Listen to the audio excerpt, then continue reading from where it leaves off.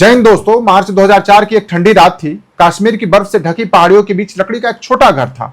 बाहर चारों तरफ सन्नाटा था, लेकिन उस घर के अंदर कुछ ऐसा होने वाला था जो भारतीय सेना के इतिहास में हमेशा के लिए दर्ज हो जाता है। घर के अंदर दो खूंखार आतंकवादी बैठे हुए थे। एक था अब्बू तुरारा और दूसरा था अब्बू सज्जार। दोनों कश्मीर में सक्रिय आतंकवादियों के बड़े कमांडर माने जाते थे। वहीं किचन में उनका एक साथी कहवा बना रहा था। उसका नाम था इफ्तिखार भट्ट। कम से कम आतंकियों को तो यही लगता था, असलियत कुछ और थी। जिस आदमी को वो अपना साथी समझ रहे थे, दरअसल वो भारतीय सेना की 1 पैरा स्पेशल फोर्सेस का एक कमांडो था। उसका असली नाम था मेजर मोहित शर्मा। और अगले कुछ मिनटों में वह दोनों आतंकवादियों का खेल खत्म करने वाला था। लेकिन इस मिशन तक पहुंचने की कहानी भी किसी फिल्म से कम नहीं है। कहानी शुरू होती है साल 1995 से। दिल्ली में रहने वाले मोहित शर्मा ने 12वीं पास की और एनडीए का एग्जाम दिया। बचपन से उनका सपना था आर्मी ज्वाइन करना। उन्हें यूनिफॉर्म से प्यार था और देश के लिए कुछ बड़ा करना था। लेकिन हर माँ बाप की तरह उनके माता पिता भी चाहते थे कि उनका बेटा एक सुरक्षित करियर चुने। इसलिए जब एनडीए का रिजल्ट आया तो घर वालों ने उन्हें बताया ही नहीं इसके बारे में। उधर मोहित शर्मा लगातार रिजल्ट का इंतजार कर रहे थे। दिन बीतते गए लेकिन कोई खबर नहीं आई। आखिरकार एक दिन उन्होंने खुद यूपीएससी ऑफिस में फोन कर दिया। वहां से पता चला कि उनका रिटन एग्जाम क्लियर हो चुका है। ये सुनते ही उनकी खुशी का कोई ठिकाना नहीं रहा। अब अगला पड़ाव था एसएसबी इंटरव्यू। मोहित शर्मा बिना किसी को बताए भोपाल पहुंच गए और इंटरव्यू दिया। कुछ समय बाद वहां भी उनका सिलेक्शन हो गया। अब मेडिकल टेस्ट बाकी था। अब जाकर उन्होंने अपने माता पिता को सारी बात बताई। शुरुआत में घर वाले थोड़ा परेशान हुए। उन्होंने डर था कि आर्मी की जिंदगी आसान नहीं होती। लेकिन जब उन्होंने अपने बेटे के पैशन को देखा तो आखिरकार उन्होंने हाँ कर दी। लेकिन अभी एक और चैलेंज बाकी था। मेडिकल टेस्ट में उनका वजन तय सीमा से करीब 6 किलो कम निकला और वजन बढ़ाने के लिए उनके पास सिर्फ 4 हफ्ते का समय था।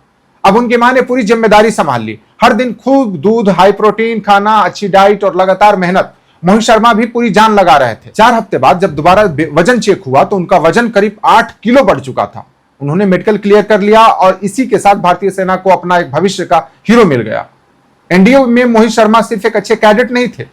वो बॉक्सिंग, स्विमिंग, हॉर्स राइडिंग और फिजिकल ट्रेनिंग जैसी एक्टिविटी भी शानदार प्रदर्शन कर रहे थे। 3 साल एनडीए और 1 साल आईएमए देहरादून में ट्रेनिंग करने के बाद 1999 में उन्होंने मद्रास रेजिमेंट की 5वीं बटालियन में लेफ्टिनेंट के रूप में कमीशन मिला। अब उनका असली आर्मी कैरियर शुरू हो चुका था। शुरुआती 2 साल सामान्य तरीके से गुजरे, लेकिन फिर आया साल 2001। 13 दिसंबर 2001 को भारतीय संसद पर आतंकी हमला हुआ। पूरा देश गुस्से में था। इसके जवाब में भारत ने ऑपरेशन पराक्रम शुरू किया। इस दौरान भारतीय सेना ने सीमा पर बड़े पैमाने पर तैनाती की और आतंकवाद के खिलाफ एक अभियान चलाया। मोहित शर्मा की यूनिट भी जम्मू कश्मीर में तैनात थी। यही पहली बार उन्होंने पैरा स्पेशल फोर्सेस के कमांडर्स को करीब से काम करते देखा। उनकी स्पीड, उनका अग्रेशन, प्लानिंग और फियरलेस एटीट्यूड ने मोहित शर्मा को बहुत प्रभावित किया। उन्होंने यह महसूस किया कि यही वो यूनिट है जहां उन्हें होना चाहिए। उन्होंने पैरा एसएफ के लिए अप्लाई किया, लेकिन पहली बार उनका सिलेक्शन नहीं हुआ। बहुत सारे लोग तो यही हार मार लेते हैं, लेकिन मोहित शर्मा उन लोगों में से नहीं थे। उन्होंने फिर कोशिश की और 2003 में आखिर उनका सिलेक्शन भारतीय सेना की सबसे इलाइट यूनिट्स में से एक 1 पैरा स्पेशल फोर्सेस में हो गया। अब वो सिर्फ एक आर्मी ऑफिसर नहीं थे, अब वो स्पेशल पैरा फोर्सेस के कमांडो थे। और स्पेशल फोर्सेस की दुनिया बाकी आर्मी से बिल्कुल अलग होती है। यहां सिर्फ ताकत नहीं बल्कि मेंटल स्ट्रेंथ भी टेस्ट होती है। कई लोग ट्रेनिंग के दौरान ही छोड़ देते, लेकिन मोहित शर्मा हर चैलेंज पार करते गए। उनकी पहली पोस्टिंग चंडीगढ़ के पास चंडी मंदिर में हुई। यहीं उनकी मुलाकात आर्मी मेडिकल कॉर्प्स की एक ऑफिसर कैप्टन रिश्मा सरीन से हुई। धीरे धीरे दोनों अच्छे दोस्त बने। फिर दोस्ती प्यार में बदल गई। जिंदगी अच्छी चल रही थी, लेकिन जल्द ही उन्हें एक ऐसा मिशन मिलने वाला था जो उन्हें हमेशा के लिए इतिहास में अमर कर देता। साल 2004 उन्हें कश्मीर भेजा गया। उस समय घाटी में हिजबुल मुजाहिदीन काफी एक्टिव था। भारतीय सेना को जानकारी मिली कि संगठन के 2 बड़े कमांडर अब्बू तुरारा और अब्बू सज्जार कश्मीर में आतंकवादी नेटवर्क चला रहे हैं। इन दोनों को मारना जरूरी था, लेकिन उससे भी ज्यादा जरूरी था कि उनके पास मौजूद इंफॉर्मेशन हासिल करना। ये लोग जानते थे कि हथियार कहां से आते हैं, कौन मदद करता है, कौन कौन फंडिंग करता है, कौन कौन से हाइडआउट्स इस्तेमाल किए जाते हैं। इसलिए सेना ने एक अलग प्लान बनाया। सीधे हमला करने के बजाय एक कमांडो को उनके बीच भेजा जाएगा। वो उनका भरोसा जीतेगा, उनके साथ रहेगा, उनकी सारी जानकारी निकालेगा और फिर सही समय पर एक्शन लेगा। इस मिशन के लिए चुना गया मेजर मोहित शर्मा को। उन्होंने अपने बाल और दाढ़ी बढ़ाई, स्थानीय लोगों की तरह कपड़े पहने, अपनी पहचान बदली और नया नाम रखा इफ्तिखार भट्ट। अब वो एक आर्मी ऑफिसर नहीं बल्कि एक स्थानीय युवक दिखाई देते थे। आतंकियों का भरोसा जीतने के लिए उन्होंने एक पूरी कहानी बनाई। उन्होंने कहा कि सेना ने उनके भाई को मार दिया है और अब वो बदला लेना चाहते हैं। उन्होंने नकली मैप्स दिखाए, आर्मी चेक पॉइंट्स की फेक इंफॉर्मेशन दी, हमले के फेक प्लान्स बताए। उनकी एक्टिंग इतनी रियल थी कि अब्बू तुरारा और अब्बू सज्जार पूरी तरह उन पर भरोसा करने लगे। अब शुरू हुआ असली खेल। अगले 2 हफ्ते तक मेजर मोहित शर्मा आतंकियों के साथ रहे। सोए उनके साथ, खाना खाया उनके साथ, यात्रा की उनके साथ और हर पल उनके साथ मौत चल रही थी। अगर एक भी गलती हो जाती, अगर थोड़ा सा भी शक हो जाता तो वहीं गोली मार दी जाती। लेकिन मोहित शर्मा ने अपना मिशन जारी रखा। इन 2 हफ्तों में उन्होंने आतंकियों के हथियारों के ठिकाने, उनके संपर्क, उनके हाइडआउट्स और उनके पूरे नेटवर्क की जानकारी इकट्ठा कर ली। अब मिशन का फाइनल डे आ चुका था। एक पहाड़ी घर, 2 खूंखार आतंकी और उनके बीच बैठा एक भारतीय कमांडो। अचानक आतंकियों ने आखिरी बार उनकी परीक्षा लेने के फैसला किया। अब्बू सजार ने उन पर AK-47 तान दी। अबू तुरारा ने गुस्से में पूछा कि सच बताओ तुम कौन हो। एक कमरे में तनाव फैल गया, लेकिन मोहित शर्मा बिल्कुल नहीं घबराए। उन्होंने सीधे उनकी आंखों में देखा और कहा, मैं अपनी पूरी कहानी बता चुका हूं, अगर फिर भी भरोसा नहीं है तो अभी गोली मार दो। उनका कॉन्फिडेंस देखकर दोनों आतंकियों का शक खत्म हो गया। उन्होंने बंदूक नीचे कर दी, लेकिन मेजर मोहित शर्मा समझ चुके थे कि अब और इंतजार करना खतरनाक होगा। और जैसे ही आतंकियों ने राहत की सांस ली, उन्होंने अपनी पिस्तौल निकाली और कुछ ही सेकंड में दोनों आतंकियों को ढेर कर दिया। कश्मीर में आतंकवाद के 2 बड़े चेहरे खत्म हो चुके थे। मिशन पूरी तरह सफल रहा। भारतीय सेना को बड़ी मात्रा में इंटेलिजेंस मिली और मेजर मोहित शर्मा पूरे देश में चर्चा का विषय बन गए। उनकी बहादुरी को देखते हुए 2005 में उन्हें सेना मेडल दिया गया। लेकिन दोस्तों, ये सिर्फ शुरुआत थी। उनकी जिंदगी का सबसे बड़ा और खतरनाक ऑपरेशन अभी भी बाकी था। एक ऐसा ऑपरेशन जिनमें उन्हें 12 आतंकियों से लड़ना था। एक ऐसा ऑपरेशन जिसमें वो अपने साथियों को जान बचाते हुए खुद देश के लिए कुर्बान हो जाते हैं। लेकिन साथियों, 2005 में सेना मेडल मिलने के बाद भी मेजर मोहित शर्मा की कहानी खत्म नहीं हुई थी। असल में उनकी जिंदगी का सबसे बड़ा मिशन अभी बाकी था। उस समय तक major Mohit Sharma special forces के सबसे भरोसेमंद ऑफिसर में गिने जाने लगे थे। उनके अंडरकवर मिशन की चर्चा पूरी आर्मी में हो रही थी। इसी दौरान उनकी शादी कैप्टन रिश्मा सरीन से हो चुकी थी और जिंदगी एक अच्छे ट्रैक पर चलती हुई दिखाई दे रही थी। कुछ समय बाद उन्हें हिमाचल प्रदेश के नाहन में स्थित स्पेशल फोर्सेस ट्रेनिंग स्कूल में इंस्ट्रक्टर बना दिया गया। यह कोई छोटी बात नहीं थी। स्पेशल फोर्सेस में बहुत कम ऑफिसर को इतनी जल्दी इंस्ट्रक्टर बनने का मौका मिलता है। इसका मतलब था कि आर्मी को उनकी स्किल्स पर पूरा भरोसा था। अब उनके माता पिता को लगने लगा था कि शायद उनका बेटा पहले से ज्यादा सुरक्षित जगह पर है।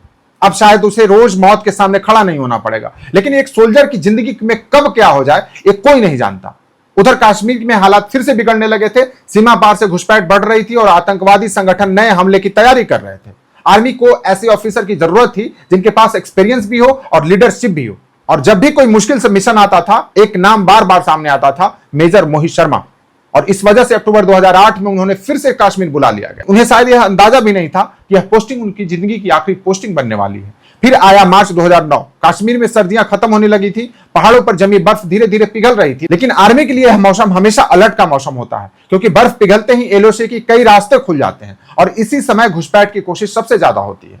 20 मार्च 2009 की दोपहर थी। मेजर मोहित शर्मा अपनी टीम के साथ कुपवाड़ा सेक्टर में मौजूद थे। तभी सूचना मिली कि फफूदा फॉरेस्ट एरिया में कुछ आतंकवादी घुस आए हैं। यह कोई सामान्य सूचना नहीं थी। इंटेलिजेंस रिपोर्ट के मुताबिक यह हाईली ट्रेंड टेररिस्ट का ग्रुप था जो पाकिस्तान की तरफ से भेजा गया था। सूचना मिलते ही मेजर मोहित शर्मा उनकी टीम तुरंत मिशन के लिए निकल गई। बिलगाम पहुंचने के बाद उन्हें बताया गया कि 2 दिन पहले कुछ आतंकियों को जंगल में देखा गया था। आर्मी की एक टीम उनसे टकराई भी थी, लेकिन घने जंगल और खराब विजिबिलिटी का फायदा उठाकर वे भागने में सफल हो गए थे। अब उन्हें ढूंढना और खत्म करना जरूरी था। लेकिन प्रॉब्लम यह थी कि किसी को नहीं पता था कि आतंकियों की संख्या कितनी है, 5 है या 8 है या 12 है। किसी को कुछ नहीं पता था। इतना बड़ा जंगल था कि दुश्मन को खोजना मानो भूसे के ढेर में सुई खोजने जैसा था।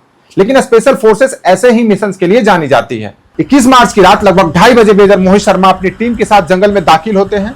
चारों तरफ घना जंगल, हड्डियां जमा देने वाली ठंड और हर तरफ मौत छिपी हुई। सुबह होने तक टीम उस जगह पर पहुंच गई जहां आतंकियों को आखिरी बार देखा गया था। लेकिन वहां पहुंचकर भी कुछ साफ दिखाई नहीं दे रहा था। चारों तरफ सिर्फ पेड़ ही पेड़ थे। कई घंटों तक सर्च ऑपरेशन चलता रहा। फिर अचानक बर्फ पर कुछ फुटप्रिंट्स दिखाई दिए। पहली नजर में यह अच्छी खबर लग रही थी, लेकिन जब मेजर मोहित शर्मा ने उन्हें ध्यान से देखा तो उन्हें समझ आ गया कि सामने साधारण आतंकवादी नहीं है, क्योंकि आगे चल रहा आतंकी फुटप्रिंट्स बना रहा था और बाकी सभी उसी के निशानों पर कदम रख रहे थे। यानी दुश्मन प्रोफेशनल था। अब खतरा पहले से कहीं और ज्यादा बड़ा हो चुका था। टीम धीरे धीरे आगे बढ़ रही थी कि अचानक रेडियो पर एक मैसेज आया। दूसरी डायरेक्शन में गई टीम ने 2 आतंकियों को स्पॉट कर लिया था और अगले ही सेकेंड पूरे जंगल में गोलियों की आवाज गूंजने लगी। मिशन शुरू हो चुका था। मेजर मोहित शर्मा अपनी टीम के साथ तेजी से उस तरफ बढ़े, लेकिन कुछ ही सेकंड बाद उन पर भी गोलियों की बारिश शुरू हो गई। ऐसा लग रहा था हर तरफ से मौत उनकी तरफ बढ़ रही हो। ऑपरेशन के शुरुआती पलों में ही कमांडो नेत्र सिंह शहीद हो गए। स्थिति बेहद गंभीर हो चुकी थी, लेकिन ऐसे समय में ही असली लीडर की पहचान होती है। मेजर मोहित शर्मा ने तुरंत अपने जवानों को कवर लेने का आदेश दिया। सभी जवान जमीन पर लेट गए और पत्थरों, पेड़ों और बर्फीली चट्टानों के पीछे पोजीशन लेने लगे। गोलियां लगातार चल रही थी। कुछ मिनटों बाद मेजर मोहित शर्मा ने फायरिंग का पैटर्न समझ लिया। उन्हें एहसास हुआ कि आतंकी लगभग 50 से 60 मीटर की दूरी पर आधे घेरे में बैठे हुए हैं। अगर अभी कुछ नहीं किया गया तो टीम फंस सकती है। उन्होंने तुरंत प्लान बदला। उन्होंने दूसरी टीम को ऊंचाई पर जाकर आतंकियों के ऊपर हमला करने का आदेश दिया। आदेश मिलते ही जवान एक्शन में आ गए, लेकिन लड़ाई आसान नहीं थी। हवलदार राकेश खंडेलवाल की टांग में गोली लग गई। भयंकर दर्द के बावजूद उन्होंने खुद ही घाव बांधा और लड़ाई जारी रखी। उधर एक और जवान घायल हो चुका था। अब आतंकियों की पोजीशन मजबूत थी और भारतीय जवान लगातार दबाव में थे। तभी मेजर मोहित शर्मा ने फैसला किया कि वह खुद कवर फायर देंगे। उन्होंने अपने साथियों से कहा कि वे पीछे हटकर सुरक्षित पोजीशन लें और खुद दुश्मन के सामने डटे रहे। इसी दौरान एक गोली उनकी बाह में आकर लगी, खून बहना शुरू हो गया, लेकिन उन्होंने दर्द को इग्नोर कर दिया। जल्दी से पट्टी बांधी और फिर से फायरिंग शुरू कर दी। उनके लिए उस समय अपनी जान से ज्यादा जरूरी अपने साथियों की जान थी।